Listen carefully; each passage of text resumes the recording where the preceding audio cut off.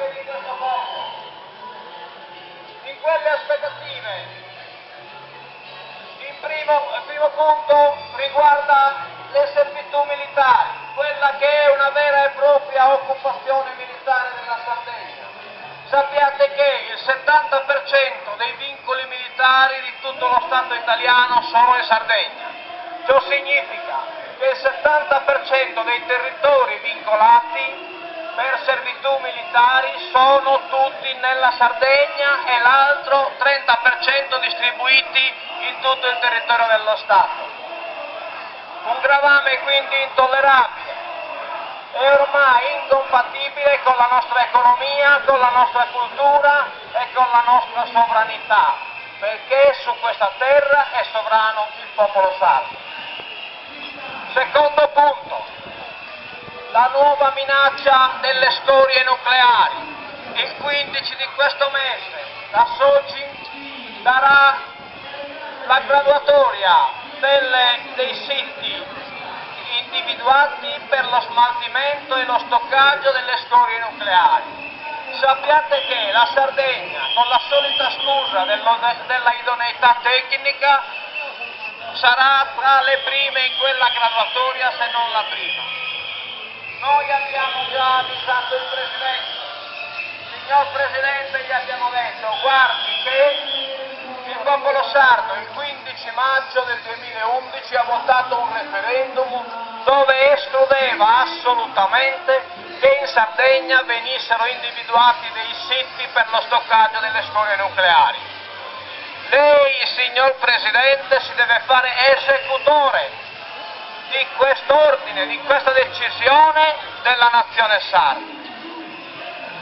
Lei, che è lì a governare la Sardegna, deve eseguire questa volontà e deve assolutamente impedire con ogni mezzo che quelle scorie vengano stoccate e smaltite in Sardegna.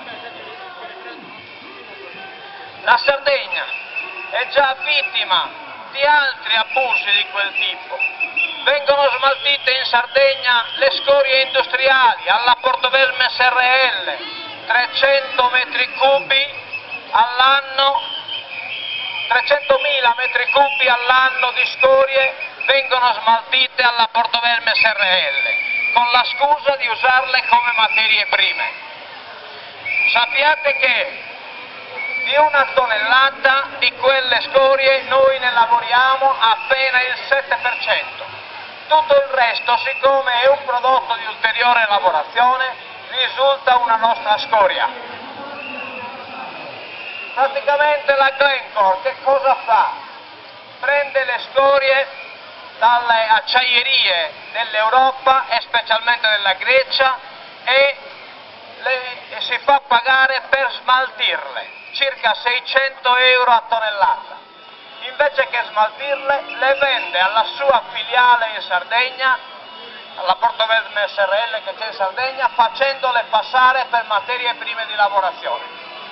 E ricava il 7% di zinco, che non varrebbe la pena perché una tonnellata di zinco al mercato di Londra costa $600. E quindi che cosa fa la Glencore? Non guadagna dalla vendita del zinco, ma guadagna dallo smaltimento delle scorie, che vengono smaltite in Sardegna, e alla discarica di Gianna e Luas ce ne sono già 5 milioni di metri cubi e hanno chiesto di elevare la discarica al 7° piano. Proprio perché è un affare incredibile. Questo grazie alla complicità dei partiti politici, dei sindacati che con la scusa del posto di lavoro ci stanno avvelenando il territorio. Nonostante tutto questo, il Sulcis non parte ancora. Ma il Sulcis non parte ancora perché lo devono mantenere così, perché quando un popolo è in miseria lo si può ricattare come si vuole. È il povero prospero che non si può ricattare. Al povero prospero non si possono imporre scorie industriali e scorie radioattive. Il Sulcis non partirà neanche con l'ultimo piano Sulcis che hanno fatto. Quei soldi verranno sparsi in inutili iniziative che andranno a foraggiare le solite chiese e chirichetti. loro chiese e loro chiriche. Troveremo quindi tra 5 anni, alla fine del piano Sulcis, il Sulcis ancora in povertà, come è oggi, carico di montagne, di scorie industriali e carico di fanghi rossi. Guardate bene che se andate lì sembra un paesaggio lunare, montagne di fanghi rossi. Dice le ricicliamo, sì, ma dopo quando? Sono già passati 40-50 anni e non abbiamo riciclato neanche un grammo. Vuol dire che quel prodotto è in smaltimento, non è lavorabile ulteriormente. Ma se andiamo poi a Furtei, nella vecchia miniera dell'oro, troviamo delle vere e proprie sabbie mobili, dei laghetti riempiti di sabbie delle laverie, perché i pochi grammi d'oro che hanno estratto sono costati demolizioni di montagne intere. E siccome per estrarre l'oro dai materiali inerti bisognava usare l'arsenico, allora adesso abbiamo montagne di terra inquinata dall'arsenico. Alcune di quelle terre sono state utilizzate per fare i rilevati della 131. Quindi quando noi passiamo sulla 131 stiamo passando sull'arsenico. Come alcune scorie industriali sono servite per fare il piazzale dell'oncologico, del Brozzu. Quel piazzale, il parcheggio di quel piazzale è fatto sulle scorie della Porto Velme SRL, che invece di farle entrare per la lavorazione, siccome non conviene lavorarle, le mandavano subito in smaltimento. Questa è la situazione della Sardegna, ecco perché siamo in piazza. La situazione è talmente incredibile che se me la raccontassero non ci crederei neanche io.